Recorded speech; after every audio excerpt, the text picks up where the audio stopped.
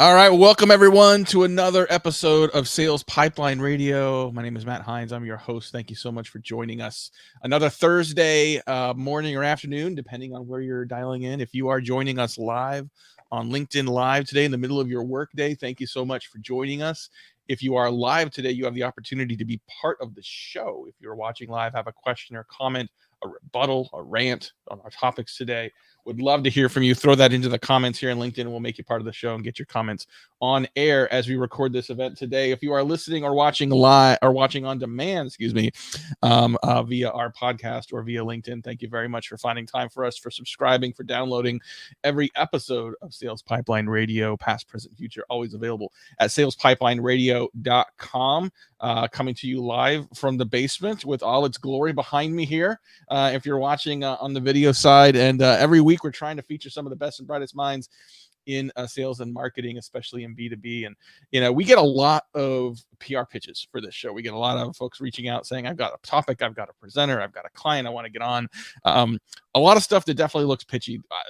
When I heard from Justin and the Demandwell team, it caught my interest because it's a topic we're talking a lot to clients about and just our community at large. And it's the idea of how are we effectively finding, onboarding, and training and making successful sales and marketing people and professionals, largely a remote and hybrid work environment. It's always been hard in person, but now it's infinitely hard in more of a remote environment. So Justin Clifford, head of sales at Demandwell, joining us for this conversation. Justin, thanks so much for being part of this today. Yeah, Matt, thanks for having me, and thanks for the opportunity to talk about this topic, one that I'm super passionate about. Wish I was better at it than I am, but super passionate about it.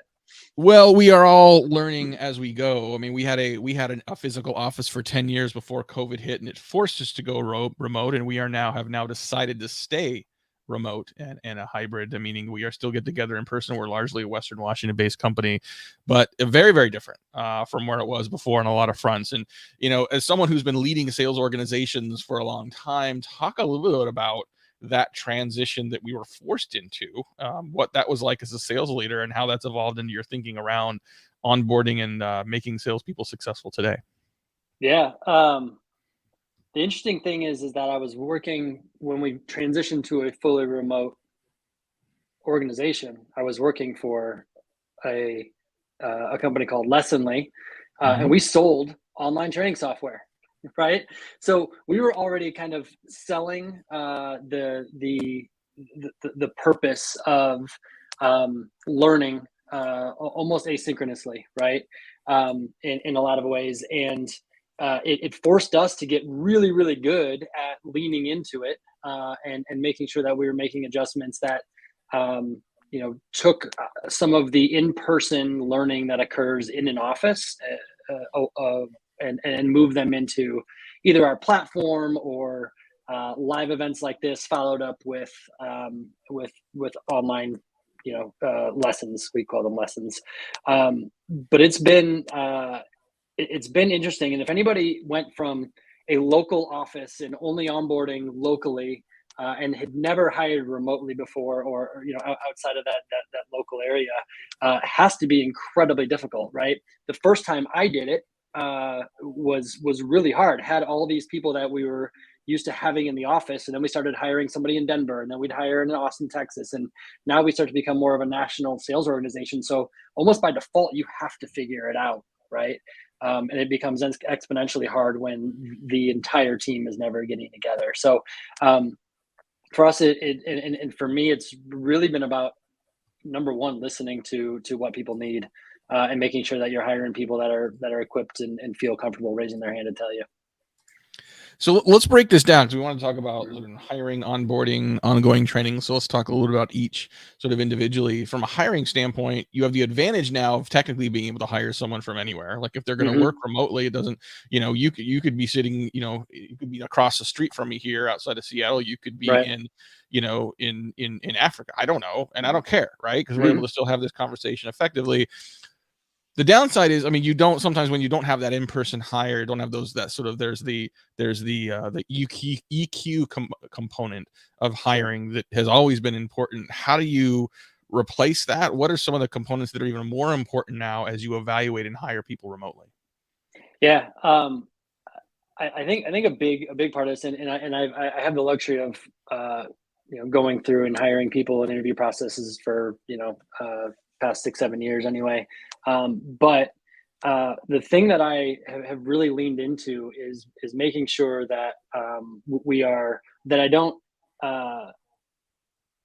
underestimate the role play that we do. The role play and as part of the interview process is a discovery call, and we used to do it at the end of it was kind of the last step almost of an interview process. And what we found is that we fall in love with candidates, we get to the role play, and it wasn't quite what we were hoping for. Yeah. So Yeah. moved it to the front and make sure first and foremost that we're not wasting people's time. They can be interviewing a lot of places, right? Make sure we're not wasting our own time, but making sure that we're aligned from at least that discovery call. And then after that, we can make adjustments as we go. But I think it's really important to meet part of the team. I think it's really important to do proper sales interviews and look for some of the behaviors that you want to see. And making sure that you have those things at least documented for yourself or your hiring team, so that you can, even if you don't have a specific scorecard, at least you can have those conversations and all be aligned across the board on it. And that alignment, I think, is really what has helped us be successful in hiring remotely. Well, unless something you just mentioned, I want to double click on a little bit as well, is that the remote interviewing and evaluation and creating some consistency around how you're doing that. Anything new that you've seen work, particularly the last couple of years, to sort of help create improved quality and consistency of how that's done? Yeah, Matt, I have always talked about documenting this, and at one point I did, and then I kind of went back to my old ways. But I really think if you're working with a team, right, making sure that everybody's aligned, and you don't, like I said, you don't have to have a scorecard built out. It's super helpful if you do, and a great practice if you do. But at least alignment in what you're looking for from the phone screen perspective, from a role play or a presentation, right? So that there is some scoring methodology that everybody is aligned on, and then that everybody knows throughout that hiring team knows their role, because the sales manager and the AE, for call it the culture ad side of things, like those are different roles, and it has to be really clearly defined on who's doing what, why, and how to ultimately go do those things, and then how to report back, and making sure that those things are all not just aligned, but they are all succinct in one place is super helpful. Yeah. Talking today on Sales Pipeline Radio with Justin Clifford. He's the head of sales at Demandwell. And I would agree with you. We talked to Steve Richard last week from MediaFly, and he's been, when I asked him about what are some of the biggest challenges in driving productivity with sales team, he actually, I thought he was going to say CRM or sort of sales process. He said, no, it's lack of culture and cohesiveness in the way that companies operate. And so your point about creating something that is documented, some standards and questions and evaluation criteria, when we were in person together, some of that happened just naturally through osmosis. We have to be more intentional now at ensuring those things are done. And does that take a little more documentation? Yes. Is there still room for creativity and wiggle room? Yes. But creativity and wiggle room comes on top of having a consistent process that is delivering consistent, repeatable results. Yeah, totally. And I do remember, and you probably remember this, like you go through an interview, you've got the interview team, everybody meets at a little bit of a different time. And then a lot of times that interview team would go and they would meet together, and they would walk through, just give their feedback, same time, specific time. Like that can still happen, but it's a lot harder to do right now, I feel like. So making sure that if you can do it, especially if speed is important, that everybody can be aligned and can do it asynchronously is super, super helpful and beneficial to both the candidate and the hiring team, the hiring company, just for speed purposes and quick feedback. So let's talk about onboarding and training. And I want to separate those, because clearly training is part of onboarding, but another part of onboarding is welcoming someone to your team, to your culture, to your employee community. Again, doing that in person. We're going to get to lunch. We're going to put balloons on your desk. I mean, there's a lot of things that in person no longer exist. What are some best practices you're seeing for onboarding, specifically around helping people feel welcomed and warmly, sort of engaged with a new team of peers? Yeah. This is a great question. And I will I will precede the answer with the fact that, having worked for Lessonly, I know what world-class onboarding and world-class sales enablement looks like, because I got to work with world-class practitioners, enablement practitioners. I would love to be as good as they are one day myself. I am not.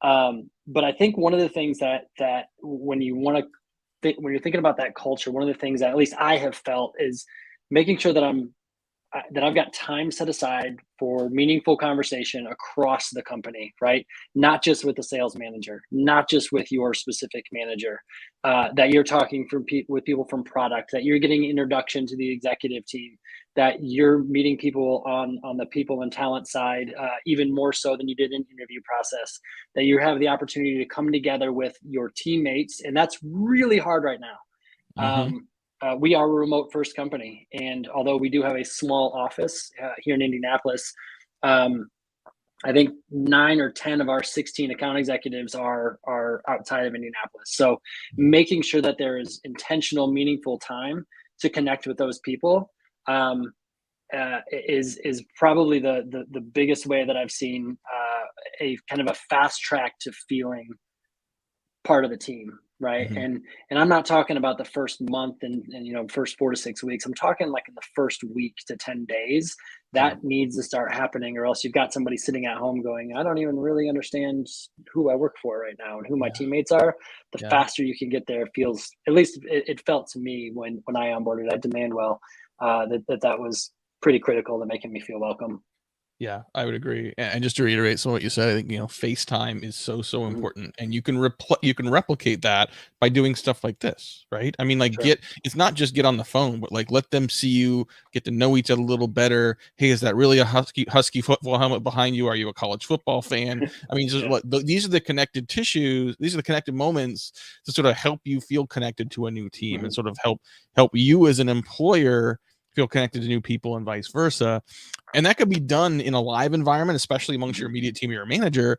But like, even having like a CEO or like a VP of sales who may be 1 or 2 or 3 degrees away from a new hire, just record a quick video and say, John, welcome to the team. I'm so excited to have you here. The team has told me, a lot of great things about you, including the fact that you're a husky. Like, I mean, whatever it is, Sure. it can take you 20, 30 seconds to record it, and going to mean so much to a new person to feel like they're being seen and noticed by someone else on the team as well. Yeah, and Matt, I use video a lot to communicate with our specific team. I've never done it to communicate with a new hire that's not on the sales team. So I am stealing that today, and I'm gonna start using it. So thank you for that. That's a great idea.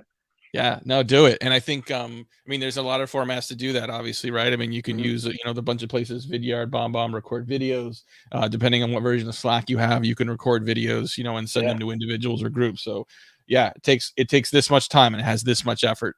Totally love it. So we just got a few minutes left with our guest today on Sales Pipeline Radio, Justin Clifford. He's the head of sales at Demandwell. And let's get into a little bit of the concept of training. And so I wanted to separate it from onboarding, both to talk about the non-training components of onboarding, but also to talk about training as an ongoing component. I mean, some companies, will train you, at onboarding, and then off you go, and there isn't continuous training. And I want to talk about the continuous training component of making sellers successful. What are you seeing working right now in that area? Yeah, I think the first thing, like, there's so much change going on in everybody's job, right? Products might change, services might change, pricing, packaging. I mean, the list just goes on and on and on, right? So from where I sit, working with our enablement manager, who is amazing at what she does, really helping prioritize the most important things to impact, because we could be training nonstop on stuff, right? Whether it's those things that I mentioned or soft skills, right? Sales skills. We could do it nonstop. And it's really making sure that you're balancing the load, especially for sellers who, are really the hub of the entire company. They have to know more than anybody else in the company, I believe, about that company, right? They have to know the services side and the marketing side, and they've got to know how to handle leads and know about the product and all of those things. They're busy people, And so when you overwhelm them with training, they can get behind really quickly. So the prioritization of that training and making sure that you're hitting the things with the most impact, and you've got that scheduled out, probably 4 to 6 weeks in advance with some wiggle room to to throw something new in there if the environment calls for it. I think is really, really important. So having that schedule that is prioritized based on need, and overall need versus just maybe one or two individuals, I think it's kind of the stepping stone to getting really, really good at training in an ongoing fashion. Yep, love it. Are there how do you think about the mix of topics? Because I think too often people focus a training on, well, let's make sure you understand these new features. Let's make sure you understand how to talk about our product. I don't see enough selling skills. I don't see enough sort of understanding and sort of teaching people to be more empathetic, to be active listeners. Talk about the mix of topics in a training program that you think are important. Yeah, I think this is great, because I think this is where some of that wiggle room comes in too, right? Because sales leaders can get together and they can often have similar observations and realize, hey, this isn't just a one person or a two person coaching topic, right? For their individual coaching plan, this needs to be a team topic, right? We saw it, for instance, pandemic hits, you automatically have to start with more empathy, right? And even though you're dealing with empathetic people by nature, hopefully, it's a good time to come back and to do a refresher together on it. So I think that wiggle room really helps. And really, I think it comes back to just that prioritization of like, what is going to help our team be the best that they can be in their job in the next 4 to 6 weeks, and just do that on a rolling basis. And make sure that you've got multiple inputs, right? You've got your enablement, you got your product team, your marketing team. They all want to train AEs on something, right? But really letting the sales management, even the frontline sales management, be a filter for that. And if you're not getting feedback from AEs on a regular basis, there's some room for improvement there, because they have a whole host of things that they want to get better at, for sure.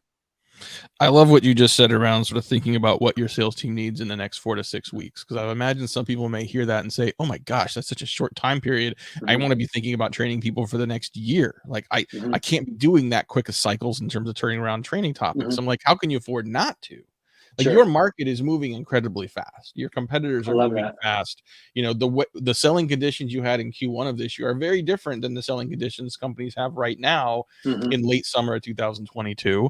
And so like you have to adjust to that. And sort of it doesn't mean you have to reinvent your training content or your curriculum every 4 to 6 weeks, but to have a more frequent sort of touch base with your team to ensure that they are armed with the best hard and soft selling skills, in this environment, in the current environment that may be different than what it was a couple months ago, and it will be different again in 2 months. I love that increased speed of cadence. So thank you. I know we're running out of time here. Justin, thanks so much for joining us today, for sharing your insights. Where can people learn more about you and learn more about Demandwell? Demandwell.com. If it's Demandwell, if it's me, LinkedIn is the best place. Justin Clifford. Just put in Justin Clifford Demandwell, and you should be able to find me. Would love to connect if anybody so chooses. Awesome. Well, thanks so much for being here with us today. Thanks everyone for listening and watching. We'll be back next week for another episode of Sales Pipeline Radio. In the meantime, have a great rest of your week. We'll see y'all soon. Bye-bye.